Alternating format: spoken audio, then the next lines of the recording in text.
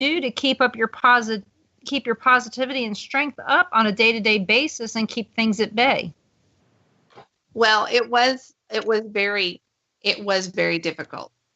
It has been very difficult. It still is. It is a day-to-day struggle, and it's not always easy.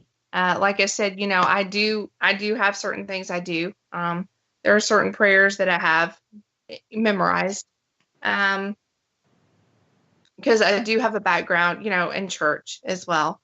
I have a rosary, and by the way, this rosary is a very special rosary to me. And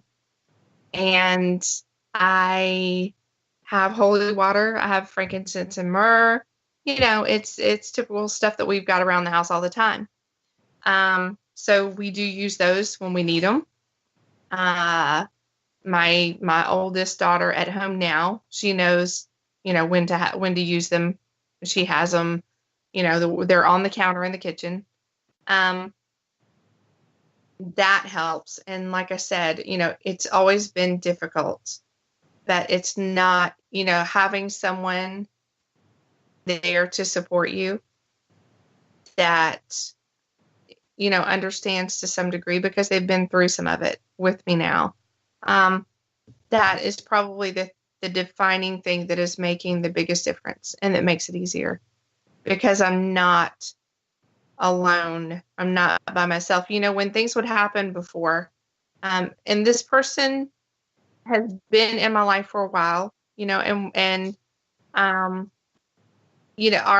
relationship has changed over time, but to have someone that you can go to and say, this is what's going on. This is what's happening. This is how I feel. This is what happened before. And they don't say, well, this is what you need to do. You need to go ahead and, go get this, or call this person, or, they're not immediately looking for answers and ways to solve it. They're not jumping and saying, okay, this is what we have to do. They're just listening, and they're saying, it's okay. It's going to be okay. I'm right here. You're not doing this by yourself. If I'm on the phone with them, there are tells. There are certain things that they know to look for, to listen for, and to understand that something's going down, something's about to happen. There was a recent incident where I was with this person, and things started to happen. I didn't feel well. I started to suffer an attack, and this person knew exactly what to do and stayed calm, never flinched. They know the indicators, the tells, the things that happen. They knew these things, and they immediately did something. So having someone that is that supportive that's a game changer, in my book. And I mean, if there's one thing that this negativity is going to run from, it's going to be love. It's going to be unconditional, honest love. And that's going to be something that they cannot tolerate. And I'm learning that as I go, that they don't tolerate it very well. And so that's something to definitely springboard off of. That has been the biggest help. I mean, to be honest with you, so far that has been the thing that has helped the most.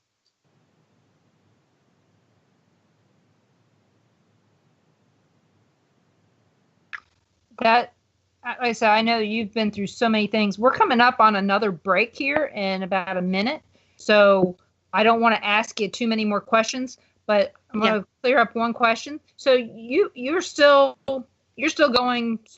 Well, let me make sure I get this correct. So you're still worshiping God on a daily basis then? Yes. Mm-hmm. So there you go. So that way it cleared up the question that was in there from chat from our neighborhood pastor, Gary. So everybody, this is a 3-minute break. Go do what you got to do and come back to WBHM Digital Broadcasting out of Birmingham, Alabama. We'll be back in 3 minutes.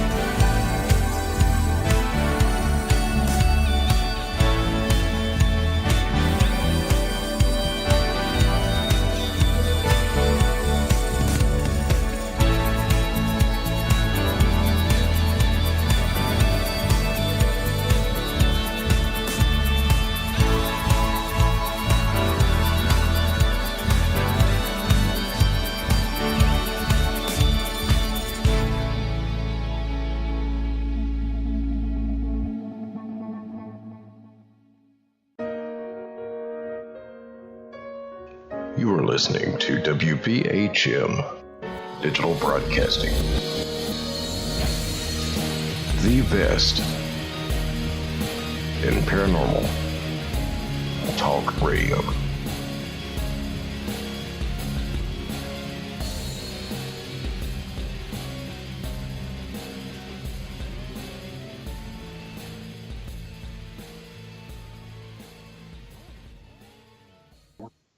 Welcome back to the Paranormal Pride and WBHM Digital Broadcasting out of Birmingham, Alabama. And my lovely guest, Cindy Sauer. She is doing such a great job. I don't even know why I'm here. Oh. I don't even need to be here tonight. I could just say, go. And she could talk and tell you all about everything under the sun. So I seem to recall something from our last interview. Aren't you also a musician? Yes, I do. I haven't in a while, but I was in a band for several years, and I was the lead singer. So yes, I did music, and I love it. It's still a big part of my life. It's a ton of fun. It's great. I enjoyed the music, not so much the bars. I wasn't a big fan of working in bars, but it was still a lot of fun. And I sing every single day. It's just good. It's good for you. It's good for your soul. So yeah, I miss it, but who knows? Maybe I'll get back into it. Well, what kind of music did you sing? Oh gosh, everything. The band was mostly focused on, a little bit of country, some blues, kind of rock and roll and blues. So it kind of ran the gambit. It just depended. But I love a little bit of everything. I'm definitely not tied to one genre. I like everything. But yeah, we mostly did country, blues and rock. And I actually did a little bit of recording a few times in Nashville. So that was a lot of fun. I had a few gigs at the Hard Rock. And at some other places probably people wouldn't know unless they were from Georgia. So, okay. But yeah, I had a good run. Which Hard Rock? There's hundreds of them now. Oh, well, the one in Atlanta is the one that I did. It was the Velvet Underground in Atlanta. That's in the Hard Rock Cafe. Okay. So if you're from the A, you know what I'm talking about. It's a great place. It's a lot of fun. A lot of great bands come through there. I did a battle of the bands there at one time. Okay. It was awesome. And in Atlanta, isn't that on Peachtree? Oh, well, of course it is. Where else would it be? I remember one time I was a secretary, and at this time I didn't know a whole lot about too many places except for the places I'd been. And they told me to schedule this guy in a hotel and said it needs to be in Atlanta and it needs to be on Peachtree. Okay. And I'm like, okay. So he ended up in Alpharetta. Oh, yeah. And the other guys ended up in Atlanta. So he ended up being 30 minutes away from everybody else. Nice. I never lived that down. I said, well, Peachtree. It is not your fault because you know what? The metro area is giant and there is a Peachtree Street everywhere. Oh, I know. And it's they're not everywhere. In Georgia. It's also, what's bad is Alabama is the same way as Southern Alabama. I know. So it was like, oh, crap. But terrible. Yeah, I know. So Peachtree it's a huge joke when you talk about Atlanta. Yeah. Mm-hmm. So yeah, it is. So you guys keep that in mind. If you ever go to Alabama, it's on Peachtree. All of it. Everything's on Peachtree. Or Atlanta. I'm sorry. Atlanta. Yeah. It's all on Peach. Yeah. So you ask for specifics. If someone says it's on Peachtree, you make sure you find out which one. Yeah. Find out the cross streets. Yeah. And the zip code. And the zip code. Yeah. So, right. And the thing is, you know what? I've never been to Atlanta except at the airport. That's the only place I've ever been is the airport. It's a beautiful city. It's absolutely beautiful city. It's amazing. I love Atlanta. It's a great place. It's a great city. A lot happening. Very busy, yeah. beautiful. I want to check out their underground Oh, it's great. because It's I heard great. that they have an underground city, and from back before the Civil War.